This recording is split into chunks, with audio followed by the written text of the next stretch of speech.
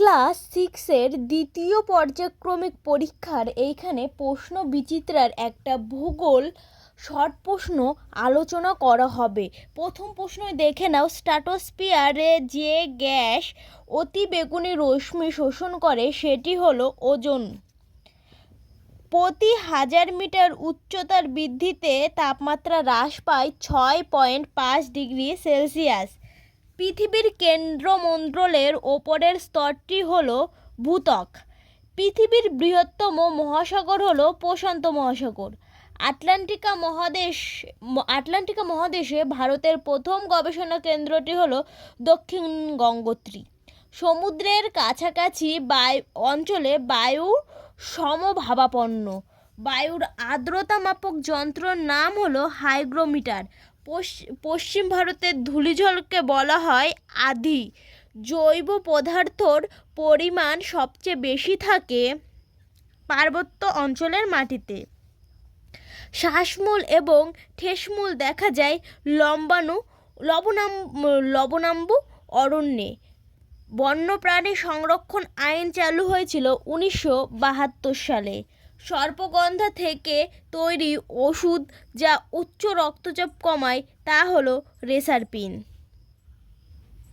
তারপরের প্রশ্ন হলো, ভূপৃষ্ঠ থেকে ওপরে 16 কিলোমিটার পর্যন্ত বায়ু স্তরের নাম হলো ট্রপোস্ফিয়ার।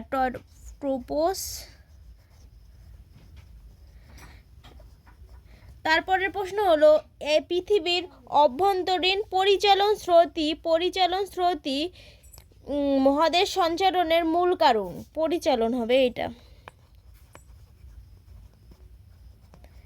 ভারতের জলবায়ু ক্রান্তীয় মৌসুমী জলবায়ু প্রকৃতির। ক্রান্তীয় মৌসুমী।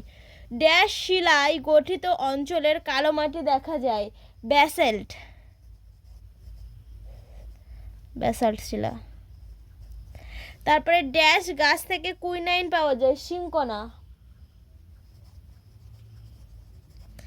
তারপরে রয়েছে আটলান্টিকা পৃথিবীর দীর্ঘতম হিমবাহের নাম কি? ল্যাম্বার্ট হিমবাহ। বায়ুর গতিবেগ মাপা হয় যে যন্ত্রের সাহায্যে তা হলো অ্যানিমোমিটার। ভারতের কোন অঞ্চলে বছরে 2 বার বৃষ্টিপাত হয়? তামিলনাড়ুর করমণ্ডল উপকূলে। তারপরের প্রশ্ন রয়েছে, রবার, রোজউড, মেহগনি কোন অঞ্চলে দেখা যায়? ক্রান্তীয় চিরহরিৎ অরণ্যে।